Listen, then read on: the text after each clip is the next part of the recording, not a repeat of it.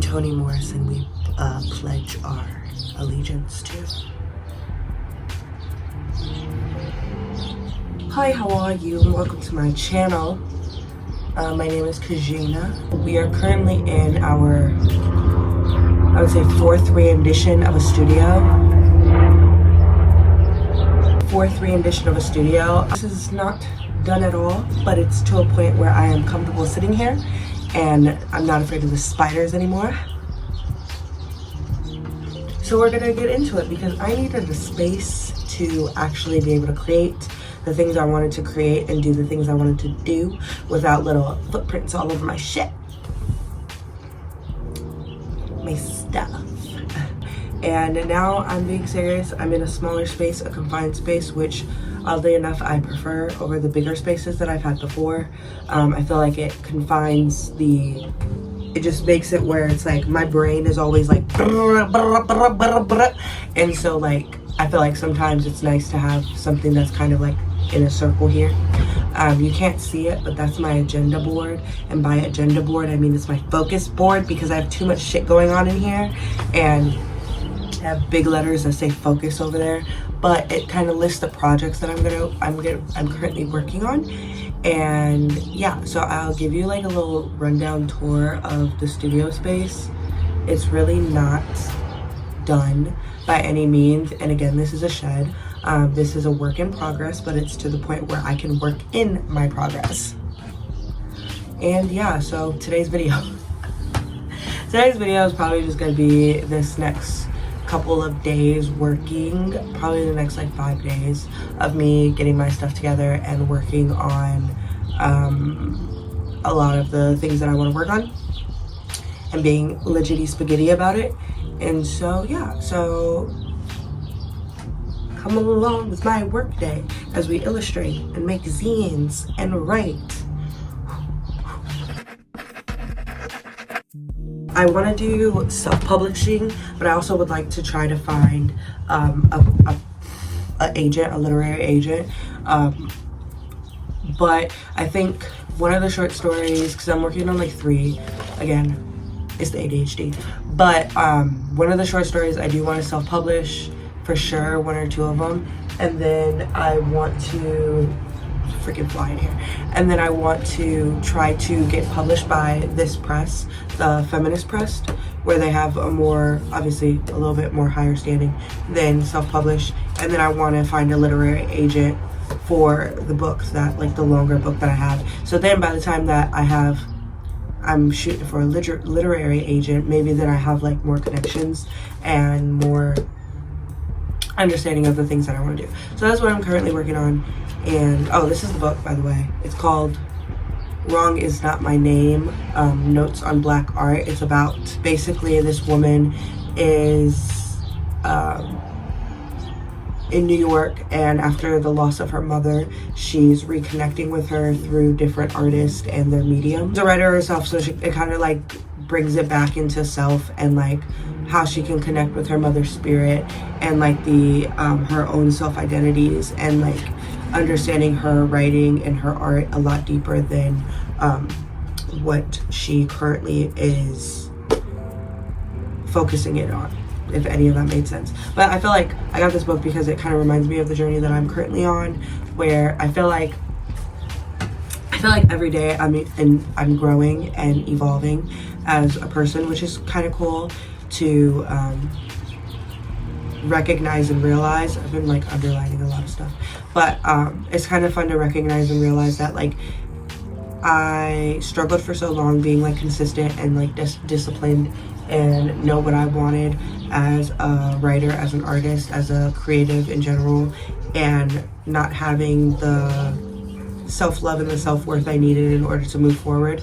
And I feel like as I continue to heal and unpack a lot of my own traumas and my own struggles, I'm starting to realize that there's a lot of things that are hard for me to swallow and hard for me to understand and hard for me to move forward from. But the further that I get and the more that I start chipping away those harder exterior being parts of myself, I'm able to go a lot deeper and understand what I need in order to achieve the goals that I want to achieve. yeah, I will say healing obviously is a circle. It's never a straight line, it's never linear. And I don't know, for a long time I think I was kind of missing parts of myself that I was before everything kind of blew up in my face, family wise, and like the trauma kind of resurfaced, and having to unlearn and then heal from a lot of past situations and people and things like that, especially from childhood. I got to a point where I started mourning the girl that I was before my rose-colored glasses shattered. And I think for a really long time that I was still very much attached to her and still seeking her perspective and her viewpoint more than I am my current self, which is, I didn't realize at the time, was more detrimental to my healing process and my self-identity. Because even looking back at it, from an outside perspective and an inside perspective, you start realizing that there was a lot wrong with who I was before. And even though I had my rose-colored glasses, I was functioning from a point of fear, fear of rejection, fear of abandonment, fear of if I lose the parts of me that others deem worthy, then I'm not going to have their love. And once all that blew up in my face, and I did realize that, like, yes, once I stopped doing the things that people deemed as worthy, I lost that love, and that I was rejected and abandoned and all that stuff. It kind of, once you're in rock bottom, nowhere else to go but up. Anyway, I just got into a whole emotional rant, but I hope you enjoyed this video. This is days in my life as a writer, artist, creative. Let's go. Oh, subscribe. Please. Please. I ain't gonna beg. I'll beg. I'm losing lights. I'm losing lights.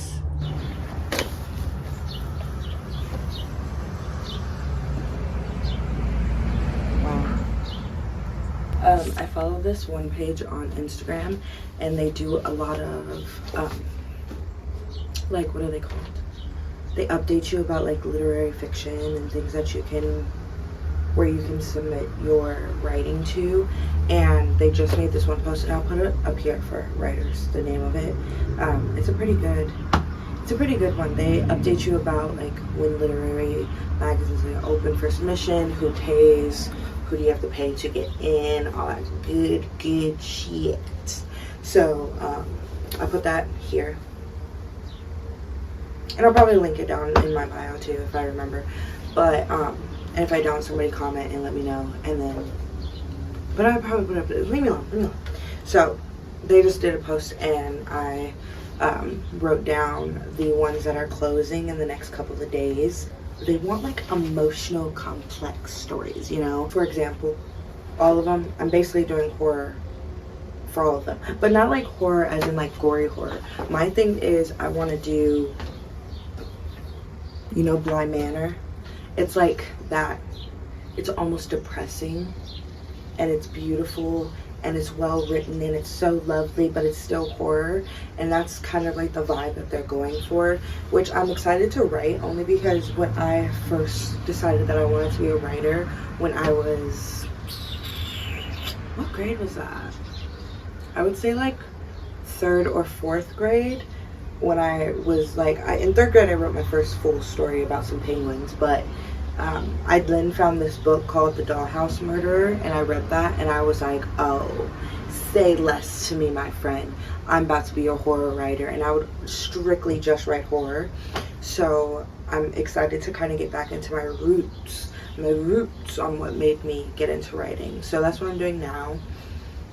Still working on my poetry book, still working on my other things, but these are like to get my fingers moving, you know, to get like the creative juices flowing, creating new stories, getting out of my head about the old stories, potentially getting paid. That would be really nice, because they pay all like around $75 to $100.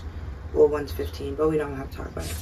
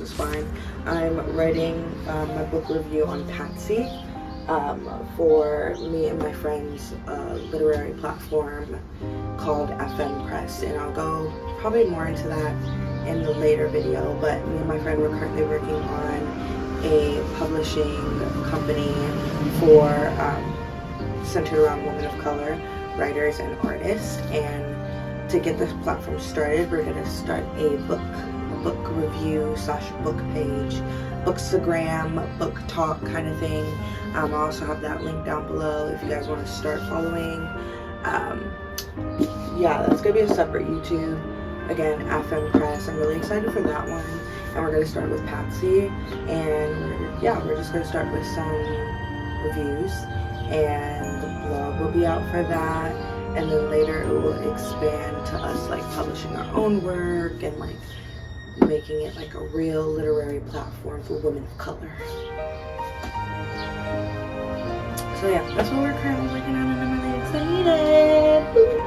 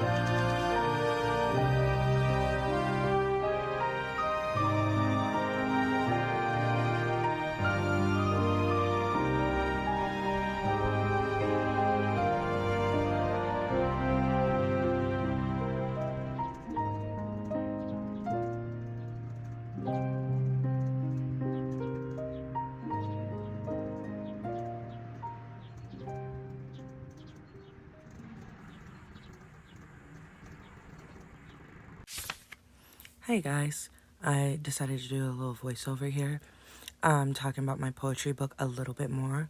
I think I figured out the dedication that I want to do, because you know how in the beginning they do a dedication, and I wanted to be a little dramatic but also have it make sense with the book.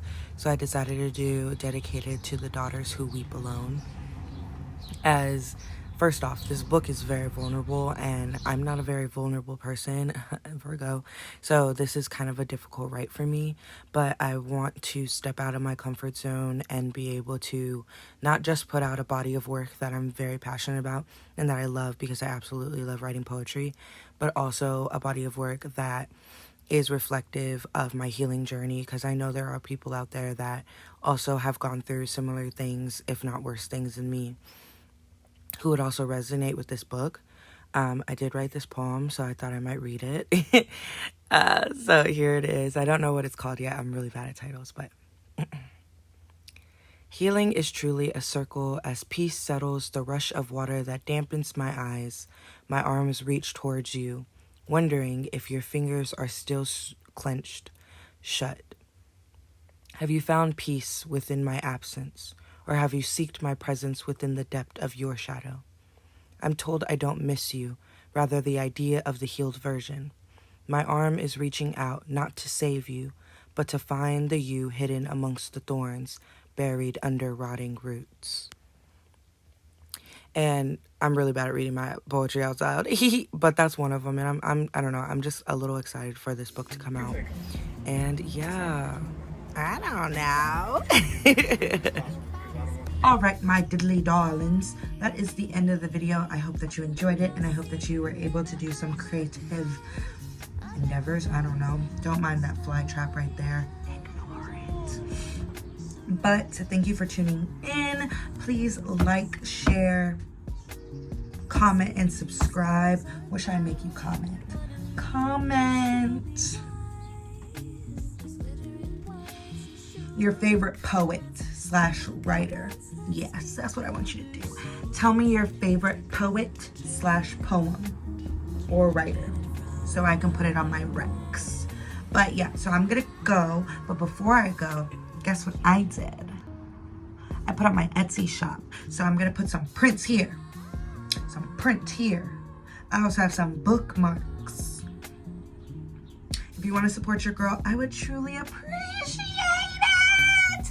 Oh, I would appreciate it so hard, so fast, so